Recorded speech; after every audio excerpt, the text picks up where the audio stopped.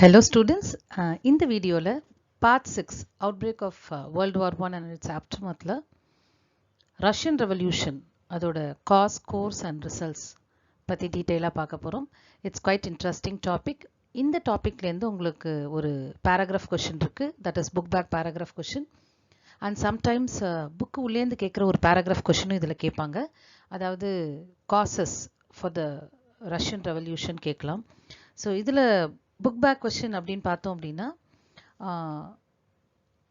Lenin, அதாவது இந்த course of ரெவல்யூஷனில் the role played by Lenin.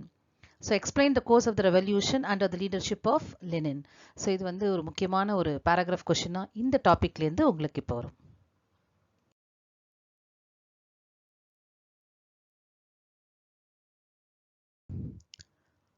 So important டாபிக்கான Russian revolution and its impact இதுதான் நம்ம இப்போ பார்க்க போகிறோம்.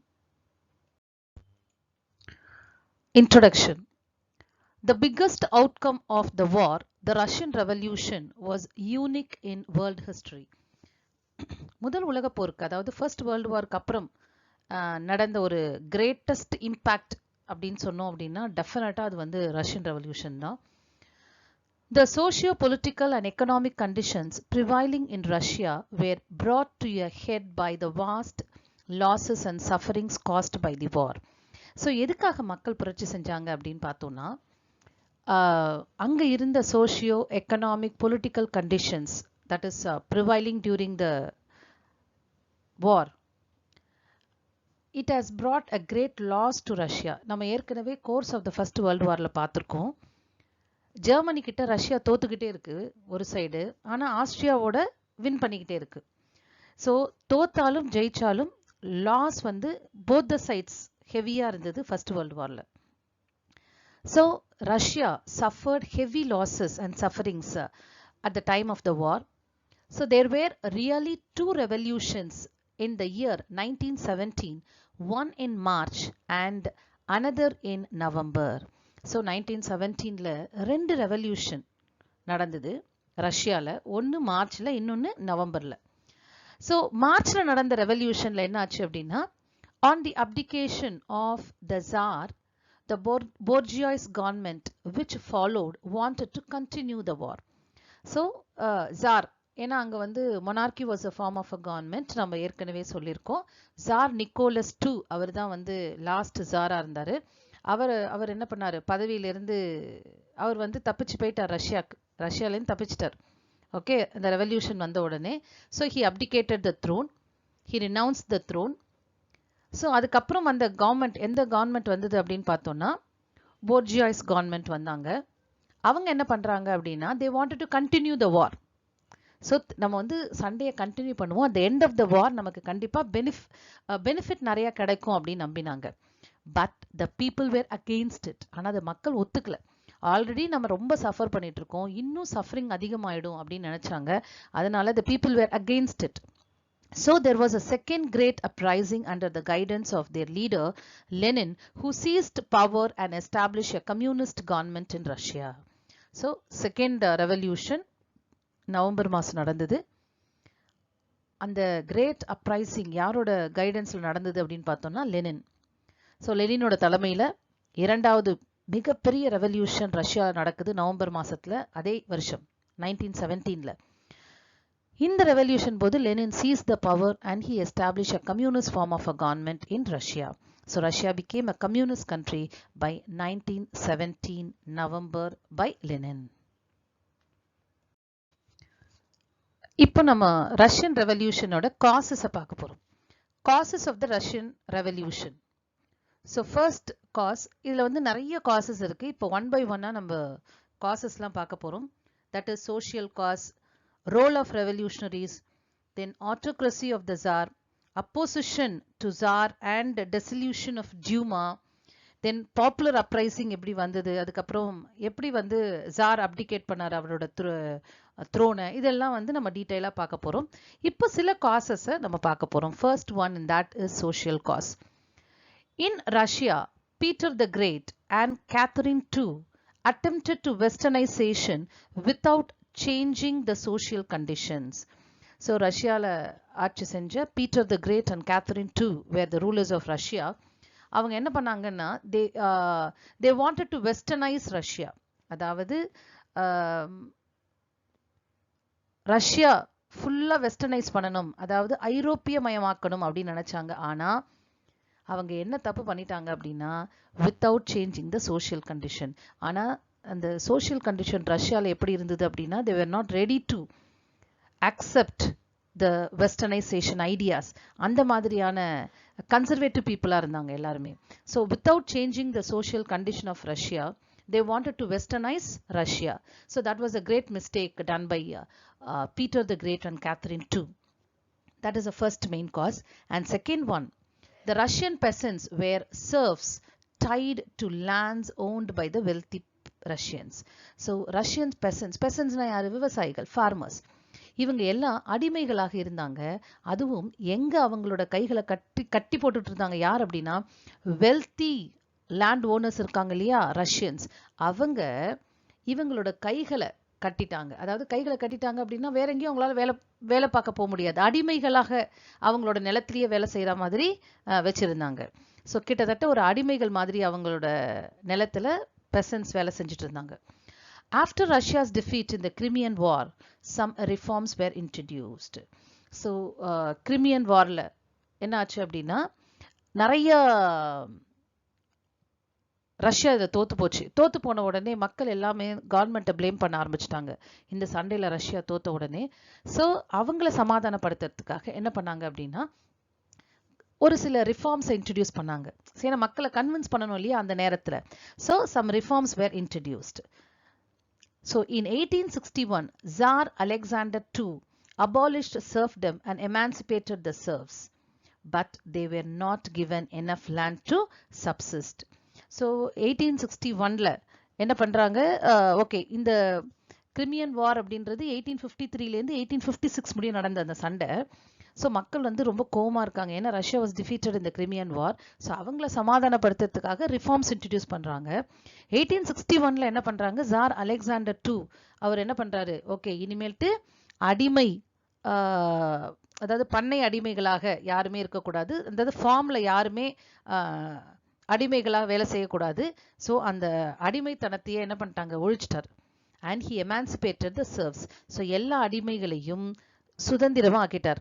ஸோ அப்படின்னா என்ன அர்த்தம், ஸோ அடிமை அப்படின்ற பண்ணை அடிமை முறையை அவர் என்ன பண்ணாரு, ஒழிச்சிட்டாரு.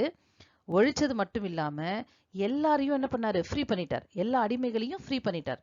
இனிமேல்ட்டு you are not no more slaves to your land owners அப்படின்ட்டு டிக்ளேர் பண்ணியாச்சு. But they were not given enough land to subsist. சரி, அவங்க அடிமைகள் இல்லைன்னு சொல்லி டிக்ளேர் பண்ணியாச்சு. அவங்க வாழ்வாதாரத்துக்கு தேவையான நிலங்கள் அவங்களுக்கு வழங்கப்படணும் இல்லையா, ஆனா அது கொடுக்கல. So these peasants became the power keg for the revolution.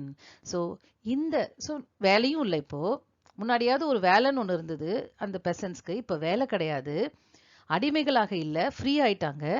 But these peasants were not given enough land to subsist. அவங்க உழறதுக்கான தேவையான நிலங்கள் அவங்களுக்கு வழங்கப்படலை. So these peasants became the power keg for the revolution. So இந்த விவசாயிகள் தான் இந்த புரட்சிகளுக்கு வெடிமருந்தாக இருந்தாங்க. So ஏன்னா இவங்க because it's a main cause, விவசாயிகள் ஏன்னா முதல் முக்கியமான basic needs of the people என்னது, ஃபுட் தானே. ஸோ அந்த விவசாயிகளுக்கு என்ன பண்ணலை, they were not given land. So these peasants became the power keg for the revolution. So அவங்க தான் இந்த புரட்சிக்கு வந்து வெடிமருந்தாக இருந்தாங்க. Second important cause the role of revolutionaries. அதாவது புரட்சியாளர்களோட பங்கு, அதாவது இந்த ரெவல்யூஷன்ல என்ன அப்படின்னு பார்க்கலாம். The spread of revolutionary ideas among the intelligentsia and their repression by the Tsar government made the socialistically inclined students to carry their propaganda to the peasantry. So the spread of revolutionary ideas among the intelligentsia, அதாவது இன்டெலிஜென்சியானா அறிவுஜீவிகள் அப்படின்னு சொல்லுவோம் இல்லையா, அவங்க தான். அதாவது revolutionary ideas நிறைய intelligentsia people என்ன பண்றாங்க, தே ஸ்டார்டட் டு ஸ்ப்ரெட். இது தெரிஞ்ச உடனே ஜார் கவர்மெண்ட் அவங்கள சப்ரஸ் பண்றாங்க. அது மட்டுமல்ல, students have played a very important role in the revolution. அவங்க என்ன பண்றாங்க அப்படின்னா, இந்த சோஷியலிஸ்டிக்கலி ஈக்குவல் ஐடியாஸ், ஈக்குவாலிட்டி, அதாவது இந்த சமுதாயத்துல எல்லாரும் ஒண்ணுதான் அப்படின்ற சமதர்ம கொள்கை என்ன பண்றாங்க, யார்கிட்ட ஸ்ப்ரெட் பண்றாங்க அப்படின்னா, பெசன்ஸ் கிட்ட. So they started to create an awareness among the peasants about a socialistical ideas. So இப்ப ஜார் கவர்மெண்ட்டை படிச்சவங்கள, அதாவது நல்ல அறிவுஜீவிகள் இந்த ரெவல்யூஷனரி ஐடியாஸை ஸ்ப்ரெட் பண்ண உடனே அவங்கள சப்ரஸ் பண்ணிட்டாங்க. அடுத்த ஸ்டூடெண்ட்ஸ் என்ன பண்றாங்க அப்படின்னா, they started to spread the socialistical ideas among the peasants. So peasants கிட்ட ஒரு விழிப்புணர்வை ஏற்படுத்துறாங்க மாணவர்கள். So அதையும் ஜார் கவர்மெண்ட் தடுக்கிறாங்க.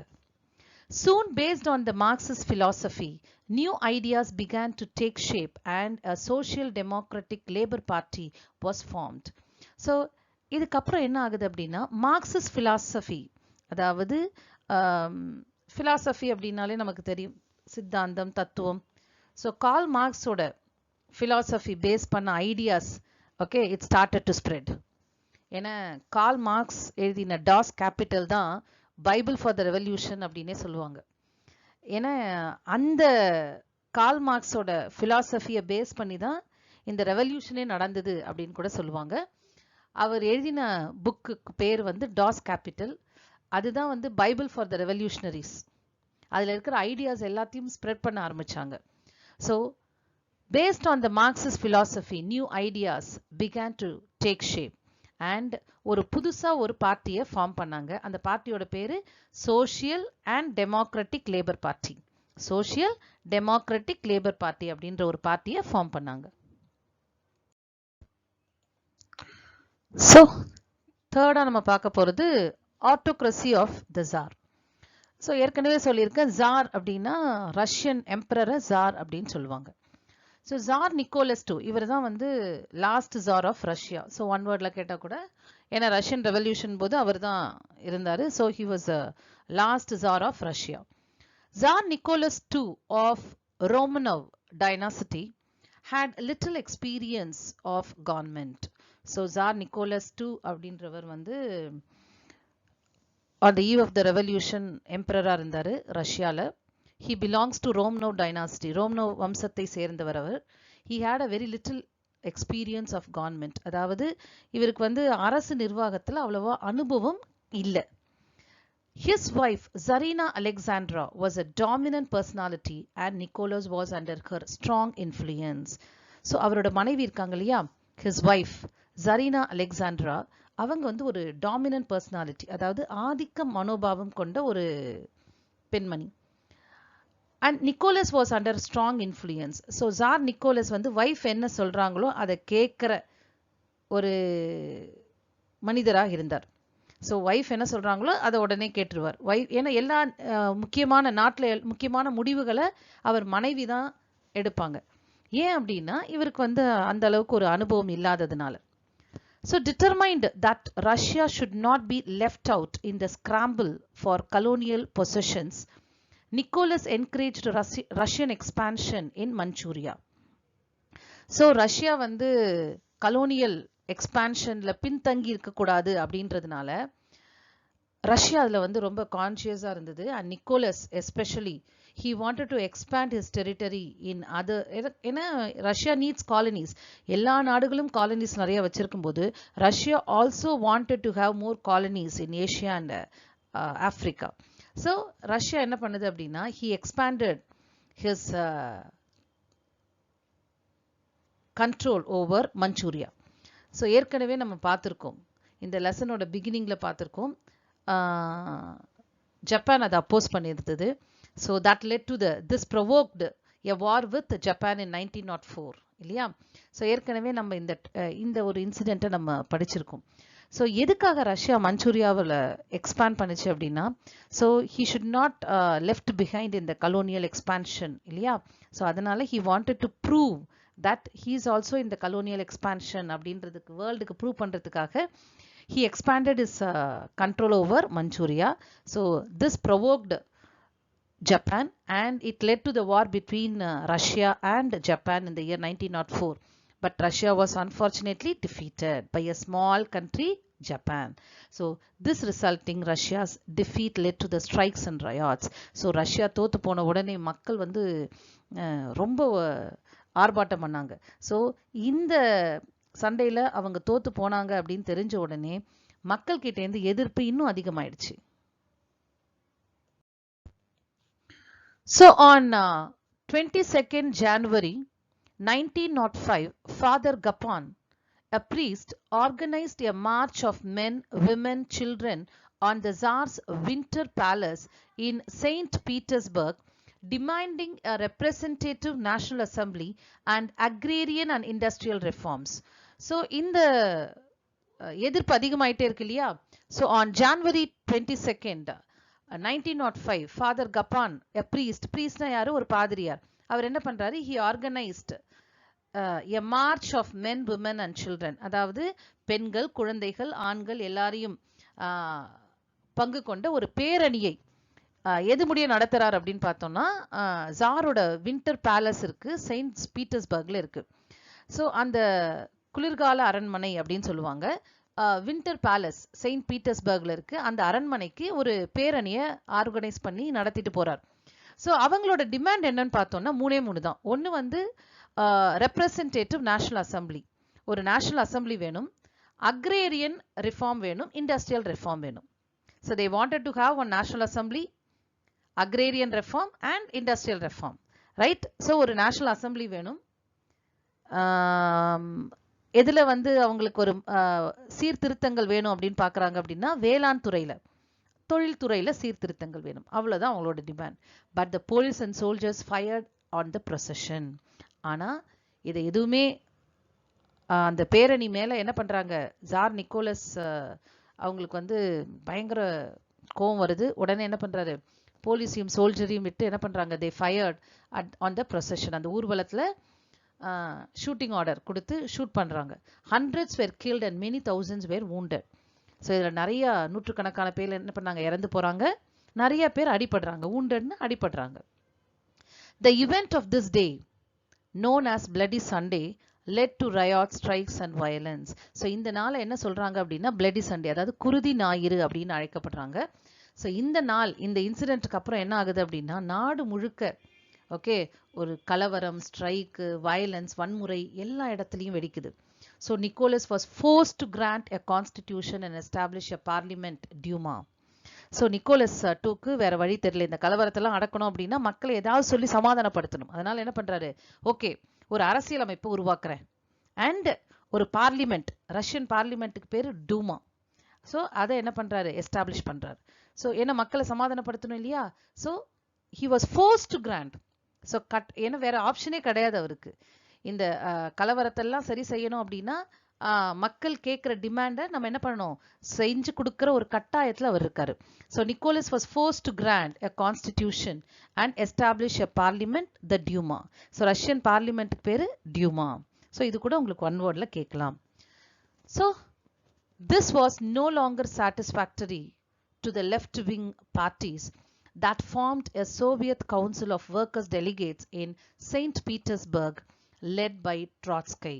So இதுக்கு அப்போசிஷன் பார்ட்டி இருப்பாங்க இல்லையா, அதாவது நிக்கோலஸ் ஜார்க்கு எதிர்கட்சியா இருப்பாங்க இல்லையா, அவங்களுக்கு இந்த ஒரு விஷயம், அதாவது அவர் கான்ஸ்டிடியூஷனை கிராண்ட் பண்ணதும் ஒரு பார்லிமெண்ட் எஸ்டாப்ளிஷ் பண்ணதும் அவங்களுக்கு சாட்டிஸ்ஃபேக்ஷனாக இல்லை.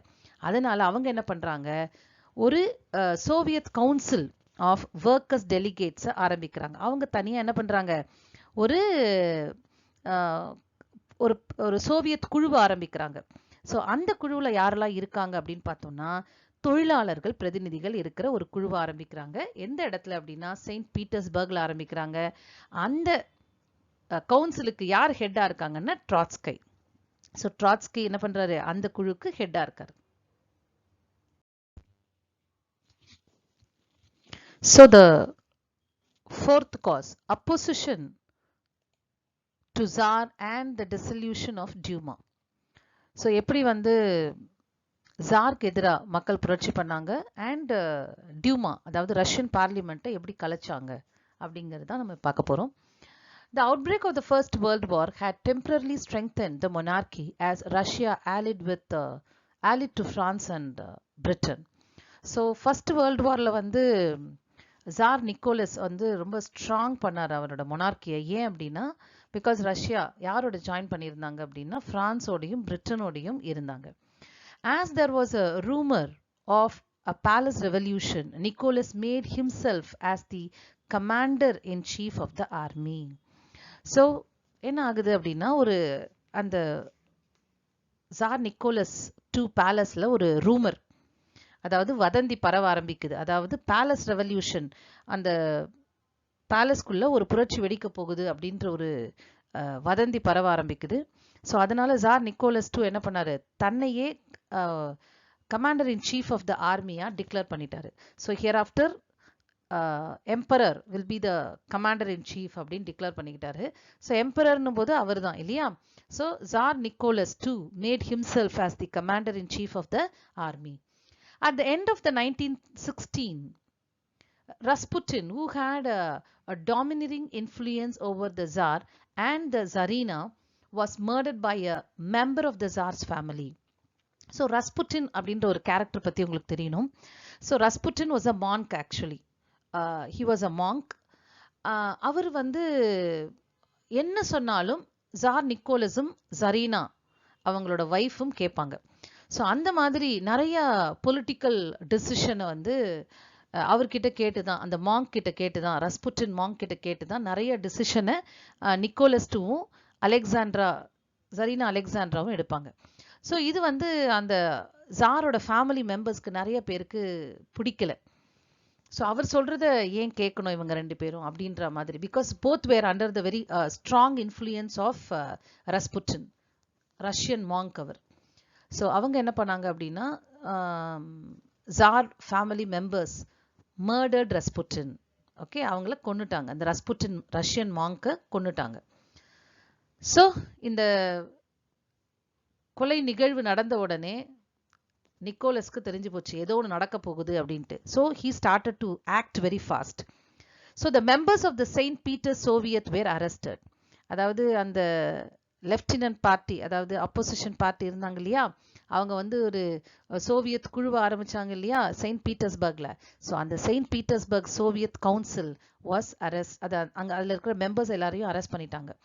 தென் whenever the Duma opposed the Tsar's move, it was dissolved and fresh elections held. So Dumaன்றது Russian parliament. Russian parliament members எப்பெல்லாம் ஜாரோட கொள்கைகளை எதிர்க்கிறாங்களோ அப்பெல்லாம் என்ன பண்றாங்க அப்படின்னா டியூமாவை டிசால்வ் பண்ணிட்டு திரும்பவும் ஃப்ரெஷ் எலெக்ஷன் கண்டக்ட் பண்றாங்க. ஸோ விச் ஷோஸ் தட் யாருமே ஜார் நிக்கோலஸ் IIக்கு எதிராக எந்த ஒரு கொள்கையும் அப்போஸ் பண்ணக்கூடாது, ஜார் நிக்கோலஸ் கொள்கையை யாருமே அப்போஸ் பண்ணக்கூடாது அப்படிங்கிறது இதுலேயும் தெரியுது இல்லையா. ஸோ எப்பெல்லாம் அந்த டியூமா மெம்பர்ஸ் பார்லிமெண்ட், டியூமான்றது ரஷ்யன் பார்லிமெண்ட், எப்பெல்லாம் ரஷ்யன் பார்லிமெண்ட் மெம்பர்ஸ் நிக்கோலஸை எதிர்க்கிறாங்களோ அப்பெல்லாம் டியூமாவை கலைச்சிடுறாங்க. கலைச்சிட்டு திரும்பவும் ஃப்ரெஷ் எலெக்ஷன் வச்சு மெம்பர்ஸை தேர்ந்தெடுக்கிறாங்க. So without change of government policy, the fourth Duma ended with the revolution of 1917.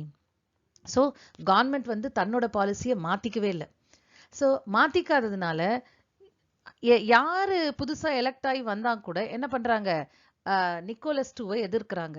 So ஒவ்வொரு வாட்டியும் அந்த மாதிரி கலைக்கும் போது, 4வது டைம் கலைக்கும் போது என்ன ஆகுது, ரஷ்யன் ரெவல்யூஷன் வெடிக்குது. ஸோ இது வந்து உங்களுக்கு ஒன் வேர்டில் கேட்கலாம், how many times Duma was dissolved அப்படின்னு கேட்கலாம். 4 times. ஸோ 4th டைம் கலைக்கும் போது ரஷ்யன் ரெவல்யூஷன் broke out. அடுத்து இந்த ரெவல்யூஷன் எப்படி நடந்தது அப்படின்றத பார்ப்போம். Popular uprising. The bread shortage among women textile workers, many with husbands in the army, forced them to go on strike anyway and march through the factory areas of Petrograd, the capital of Russian Empire. So ரஷ்யாவில் என்ன ஆகுது அப்படின்னா திடீர்னு bread shortage ஆகுது.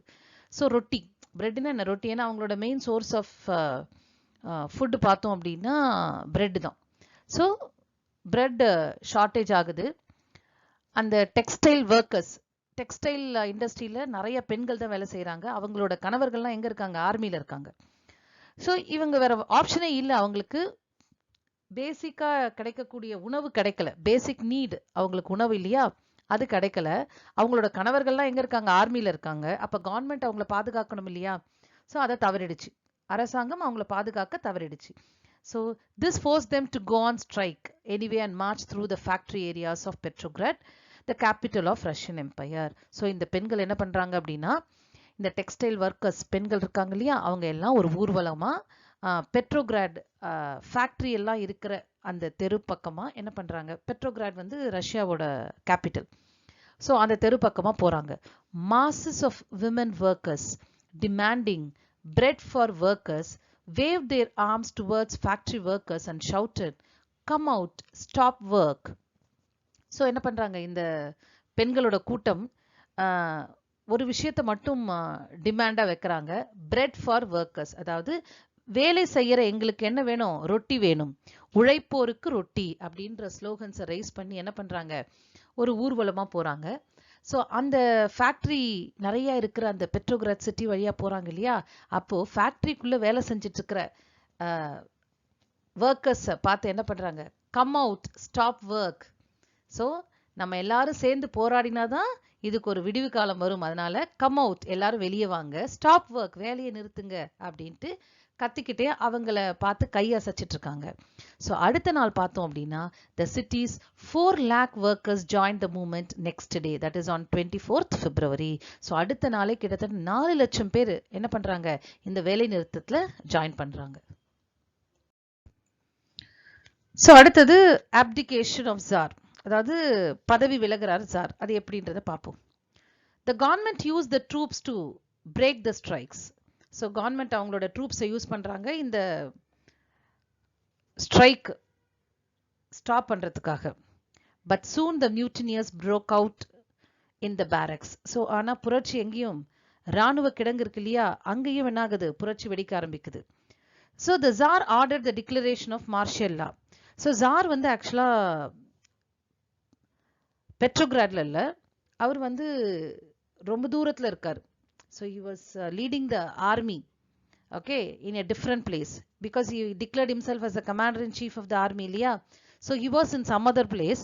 So அங்கிருந்து என்ன பண்றாரு, ஆர்டரை இஷ்யூ பண்றாரு, declaration of martial law. Martial law அப்படிங்கிறது அந்த ஏரியாவை மிலிட்டரி கண்ட்ரோல்ல கொண்டு வந்துருங்க அப்படின்னு சொல்றாரு.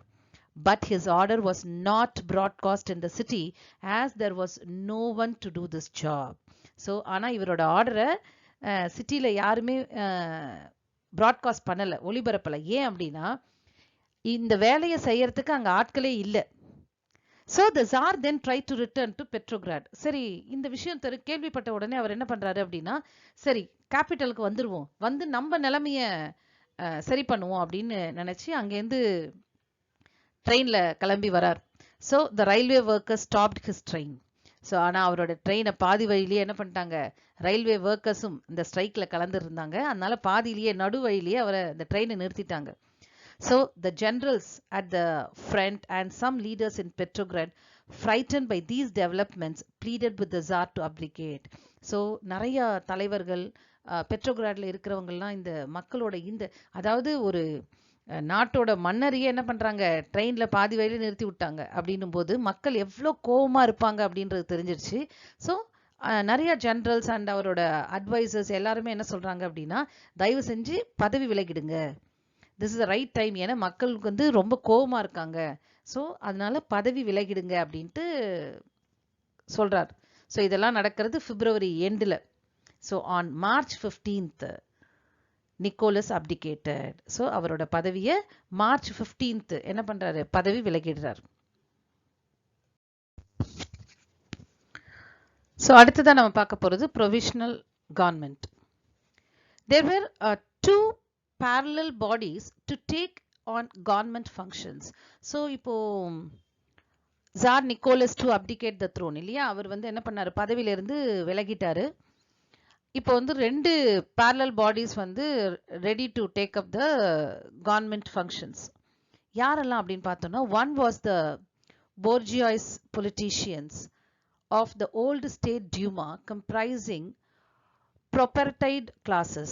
So ஒருத்தர் வந்து பார்த்தோம் அப்படின்னா bourgeois politicians, அதாவது very conservative old members of the Duma. இன்னொரு பக்கம் யாரு அப்படின்னு பார்த்தோம்னா the other where the workers delegates drawn together in a workers council or Soviet, அதாவது சோவியத் கவுன்சில் ஒன்று இருக்கு இல்லையா, சோவியத் குழு, அதில் இருக்கிற மெம்பர்ஸ், அதில் இருக்கிற மெம்பர்ஸ் எல்லாருமே யாரு, they are all the delegates of working community இல்லையா, லேபர் கம்யூனிட்டி. ஸோ ஸோ இப்போ இவங்க ரெண்டு பேரும் தான் they were ready to take up the functions of the government. Those in the Duma were able to form the provincial government with the consent of the Soviet. இப்போ டியூமாவில் இருக்கிறவங்க என்ன பண்ணுறாங்க அப்படின்னா, அந்த சோவியத் அப்படின்ற ஒரு குழுவோட சம்மதத்தோட ஒரு கவர்மெண்ட்டை ஃபார்ம் பண்ணுறாங்க. ஸோ இந்த சோவியத் அப்படின்ற கவுன்சில், சோவியத் கவுன்சில் இருக்கு இல்லையா, so the Soviet was dominated by Mensheviks and the minority Bolsheviks were timid and undecided. So the situation changed with the arrival of Lenin. So இப்போ அந்த சோவியத்தோட அந்த council இருக்கு இல்லையா, அது வந்து ரெண்டு டிவிஷனாக இருந்தது, பால்ஷேவிக்ஸ் மென்ஷேவிக்ஸ். இதில் மென்ஷேவிக்ஸ் தான் வந்து டாமினண்ட்டாக இருந்தாங்க, நிறையா இருந்தாங்க. பால்ஷேவிக்ஸ் அப்படின்றவங்க கொஞ்சம் கம்மியாக இருந்தாங்க. ஆனால் லெனினோட என்ட்ரிக்கு அப்புறம் the entire scene has changed. So அது எப்படின்றத நம்ம பார்ப்போம் இப்போ. ஃபெயிலியர் ஆஃப் ப்ரொவின்ஷியல் கவர்மெண்ட், அதாவது ஜார் நிக்கோலஸ் த்ரோன் அப்டிகேட் பண்ண உடனே ஒரு ப்ரொவின்ஷியல் கவர்மெண்ட் ஃபார்ம் பண்ணாங்க இல்லையா, அந்த ப்ரொவின்ஷியல் கவர்மெண்ட் எப்படி ஃபெயிலியர் ஆச்சு அப்படின்றத பார்க்க போகிறோம். So Lenin was in Switzerland when the revolution broke out. இது ஒன் வேர்டில் உங்களுக்கு கேட்கலாம். ஸோ லெனின் வந்து இங்கே ரெவல்யூஷன் நடக்கும்போது ஸ்விட்சர்லாண்டில் இருந்தார். So Lenin wanted to continue the revolution. So அவர் என்ன பண்ணுறாரு, இந்த புரட்சியை கண்டினியூ பண்ண சொல்கிறாரு மக்கள்கிட்ட. ஏன் அப்படின்னா his slogan of all powers to the Soviet soon won over the workers leaders.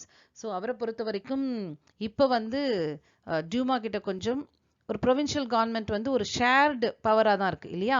So he wanted all powers to the Soviet. Soviet அப்படின்ற ஒரு குழு கிட்ட, அந்த கவுன்சில் கிட்ட தான் எல்லா பவரும் இருக்கணும் அப்படின்றத ஒரு முழக்கமாக வச்சார். So it attracted all the workers leaders. ஏன்னா ஒர்க்கர்ஸ் லீடர்ஸ் தான் இந்த சோவியத்தில் மெம்பராக இருந்தாங்க இல்லையா. ஸோ இது இந்த slogan all powers to the Soviet அப்படின்றது வந்து ஒரு அட்ராக்டிவ் ஸ்லோகனாக இருந்தது. Devastated by war time shortages, the people were attracted by the slogan of bread, peace and land. So already the people were very much devastated by the shortage. நிறைய போருனால நிறைய இழப்புகளை அவங்க சந்திச்சிருக்காங்க. So the people were attracted by the slogan. இந்த டைமில் கரெக்டாக என்ன பண்ணுறாரு லெனின், ஸோ எங்களுக்கு வேண்டியது என்ன, பிரெட், பீஸ், லேண்ட். ஸோ ரொட்டி வேணும், அமைதி வேணும், நிலம் வேணும் இல்லையா. ஸோ இதுதான் எங்களோட கோரிக்கை அப்படின்னு சொல்கிறாங்க. But the provincial government made 2 grave mistakes. So provincial government என்ன பண்ணுது அப்படின்னா 2 தவறுகளை செய்யுது. ஃபர்ஸ்ட் வந்து it postpone the decision on the demand for the redistribution of land. அதாவது பெசன்ஸ்க்கு லேண்டை ரீடிஸ்ட்ரிபியூட் பண்ணணும் அப்படின்ற ஒரு டிசிஷன் எடுத்தாச்சு, ஆனால் அதை இம்ப்ளிமெண்ட் பண்ணலை. இம்ப்ளிமெண்ட் பண்ணுறதை ஒத்தி வச்சுட்டாங்க, போஸ்ட்போன் பண்ணிட்டாங்க. அது முதல் தப்பு. Because they are giving time for the பெசன்ஸ் to stay without any work. So அது இன்னும் அவங்களுக்கு என்னது, கோவத்தை அதிகரிக்குது இல்லையா. So number 1. Number 2, the government decided to continue the war. So நம்ம தோற்று போனாலும் பரவாயில்ல, நம்ம ஃப்ரான்ஸ் சைடும் பிரிட்டன் சைடும் இருக்கிறதுனால இந்த போர் முடிஞ்ச உடனே நமக்கு ஏதாவது சாதகமாக வரும் அப்படின்றதுல they wanted to continue, the provincial government they wanted to continue the war. But Lenin என்ன சொல்கிறாரு, போர் கண்டினியூ பண்ண வேணாம், நமக்கு தேவை அமைதி, நம்ம இந்த சண்டையில் கலந்துக்க வேணாம், முதல்ல நம்மளோட உள்நாட்டு பிரச்சனையை தீர்த்து வைப்போம் அப்படிங்கிறார்.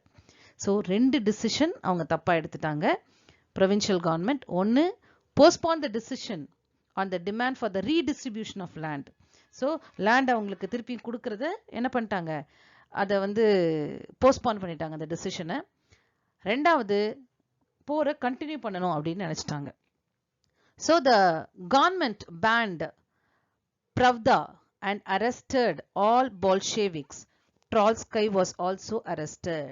ஸோ எல்லாத்தையும் என்ன பண்ணிட்டாங்க, பேன் பண்ணிட்டாங்க. So government banned Pravda. Pravda அப்படிங்கிறது என்ன அப்படின்னா, இட் இஸ் ஒரு Journal. Okay. So Soviet communist சார்பாக இருக்கிற ஒரு ஜேர்னல் அது. அதை பத்தி நம்ம விரிவா பார்க்கலாம் இப்போ. And Bolsheviks were all arrested and Trotsky was also arrested at the end of the failure of the provincial government. So Pravda அப்படின்றது என்னன்னு பார்ப்போம். So Pravda is because provincial government என்ன பண்ணாங்க, இந்த Pravdaவை ban பண்ணிட்டாங்க இல்லையா. So Pravda is a Russian word meaning truth. இது வந்து one wordல உங்களுக்கு கேட்பாங்க. It was the official newspaper of the Communist Party of the Soviet Union from 1918 to 1991. So இதுதான் கம்யூனிஸ்ட் பார்ட்டியோட அஃபிஷியல் நியூஸ் பேப்பராக இருந்தது. இது அந்த ரெவல்யூஷன் போதே ஸ்டார்ட் பண்ணிட்டாங்க. அது வந்து ஜென்ரலாக ஒரு நியூஸ் பேப்பராக தான் இருந்தது, ஒரு நாளேடாக இருந்தது. பட் அதுக்கப்புறம் தான் 1918 அந்த ரெவல்யூஷன்லாம் முடிஞ்சதுக்கு அப்புறம் தான் it became the official newspaper of the communist party. Next topic நம்ம பார்க்க போகிறது take over by the Bolshevik party under Lenin's leadership. In October, Lenin persuaded the Bolshevik Central Committee to decide on immediate revolution. So, இப்போ மார்ச்ல ஒரு revolution நடந்தது. அந்த ரெவல்யூஷன்ல வந்து ஒரு ப்ரொவின்ஷியல் இன்டரிம் கவர்மெண்ட் ஒன்று ஃபார்ம் பண்ணியிருக்காங்க. Of course with the support of Soviet இல்லையா. ஸோ இப்போ Lenin at the time of the revolution he was in Switzerland இல்லையா. ஸோ அவர் திரும்பவும் ரஷ்யாவுக்கு வந்த உடனே என்ன பண்ணார் அப்படின்னா, he wanted to continue the revolution because he wanted the entire power should be vested in the hands of the Soviet.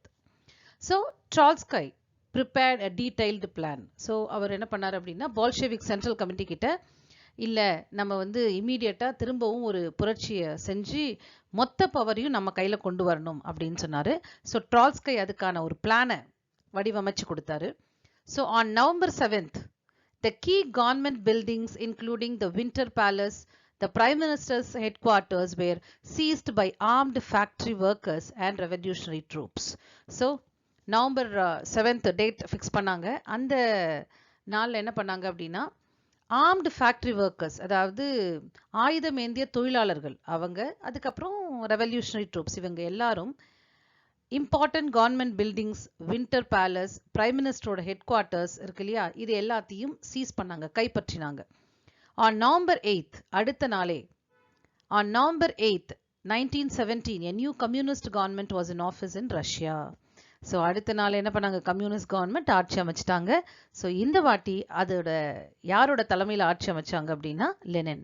So it's head this time was Lenin. Bolshevik party was renamed as the Russian Communist Party.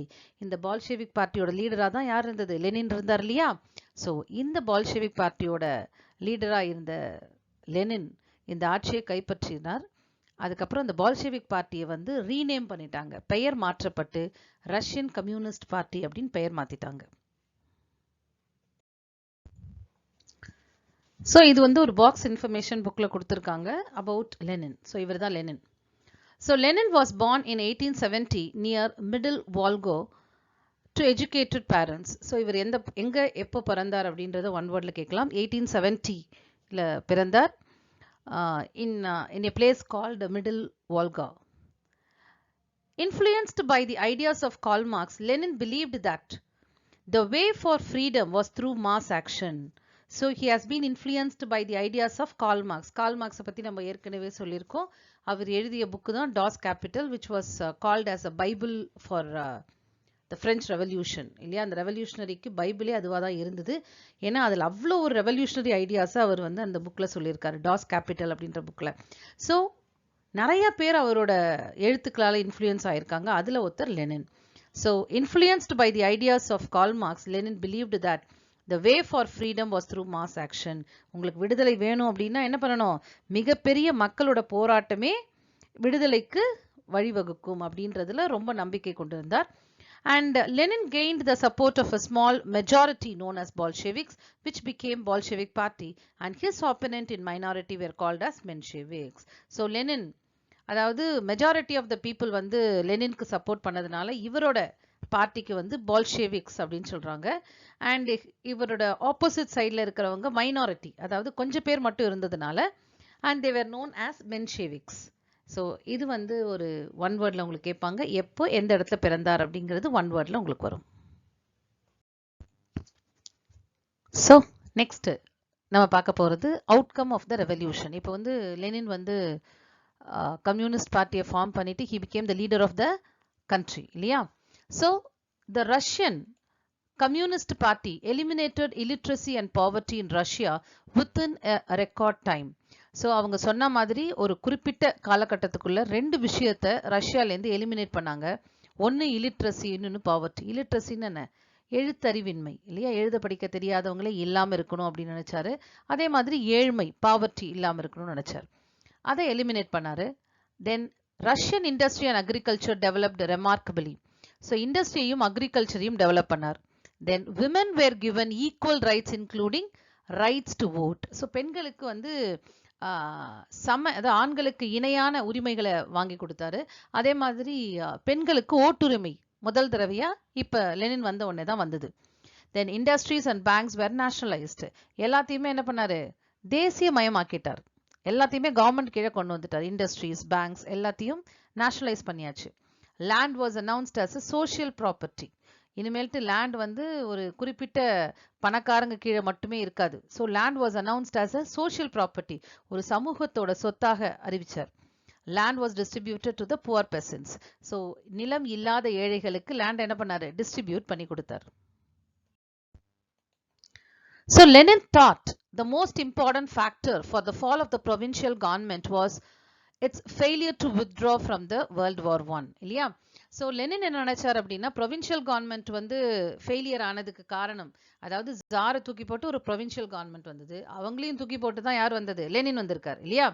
So இப்போ provincial கவர்மெண்டோட ஃபெயிலியருக்கு முக்கியமான காரணம் எது அப்படின்னு பார்த்தோம்னா, first world வார்லேருந்து Russia வந்து விலகாம இருக்கிறது தான் அப்படின்னு நினைச்சாரு. So Lenin immediately appealed for peace. உடனே சென்ட்ரல் பவர் கிட்ட என்ன பண்ணாரு? நாங்கள் வந்து அமைதியை விரும்புகிறோம், இனிமேல்ட்டு சண்டை போட மாட்டோம், சண்டையிலேருந்து நாங்கள் விலகிக்கிறோம் அப்படின்ற ஒரு மெசேஜை அனுப்பினார். Unmindful of the harsh terms dictated by the central powers, Lenin opted for withdrawing from the war to concentrate on the formation of a new government. So அவர் என்ன பண்ணல, இதை வந்து ஒரு அட்வான்டேஜாக எடுத்துக்கிட்டாங்க central power, that is especially Germany, and it started to impose more harsh terms on Russia. So அதெல்லாம் பற்றி கவலைப்படாம, so என்னோட நோக்கம் என்ன, ஸோ இந்த புதுசாக ஃபார்ம் பண்ண அந்த கவர்மெண்ட்டை நான் வந்து திறமையாக நடத்தணும். So I have to concentrate on the formation of the new government அப்படின்றதுல தான் குறியா இருந்தார் Lenin. So he don't unmindful of the harsh terms. என்ன அவர் கவலையே படலை, என்ன மாதிரியான டேர்ம்ஸ் அண்ட் கண்டிஷன்ஸை எனக்கு இம்போஸ் பண்ணலாம், I am ready to accept it அப்படின்னு சொல்லிட்டார். So March 1918 the treaty of Brest-Litovsk was signed with the central powers. So ரஷ்யாக்காக லெனின் என்ன பண்ணாரு? சென்ட்ரல் பவர்ஸோட பிரெஸ்ட் லிட்டோவஸ்க் அப்படின்ற ஒரு ட்ரீட்டியை சைன் பண்ணி சண்டையில இருந்து வெளில வந்துட்டார். எப்போ? March 1918. So next very important topic we are going to learn global influence of the Russian Revolution. அதாவது ரஷ்யன் ரெவல்யூஷன்னால வேர்ல்டில் என்ன மாதிரியான ஒரு இம்பாக்ட் ஏற்பட்டது அப்படின்ட்டு. இது sometimes you may get this as 2 mark question also. Book உள்ளேருந்து கேட்குற ஒரு 2 mark கொஸ்டினாகவும் இது வரலாம். So what was impact on world?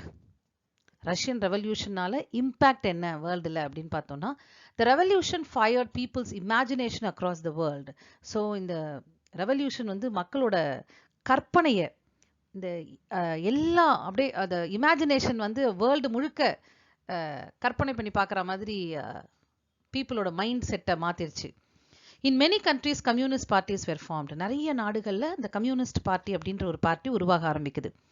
The Russian communist government encouraged colonies to fight for their freedom. So இந்த ரஷ்யன் கம்யூனிஸ்ட் கவர்மெண்ட் என்ன பண்ணுது? It encourage, so ஆதரவளிக்குது. எந்த காலனிஸ்லாம் ஃப்ரீடம்காக ஃபைட் பண்ணுறாங்களோ அந்த காலனிஸ்க்கு ஆதரவு கொடுக்குது. And debate over the key issues, land reforms, social workers, social welfare, workers' rights and gender equality started taking place in a global contest. So நிறைய இடத்துல என்ன ஆகுது? நிறைய ஒரு விவாதங்கள், உலக மேடையில் நிறைய டாப்பிக்கை பற்றி விவாதங்கள் நடக்குது. அதில் முக்கியமானது என்ன அப்படின்னு பார்த்தோம்னா land reform. So land reform அப்படின்னு வரும்பொழுது நிறைய நில சீர்திருத்தங்கள் அவங்களுக்கு தேவையாக இருந்தது.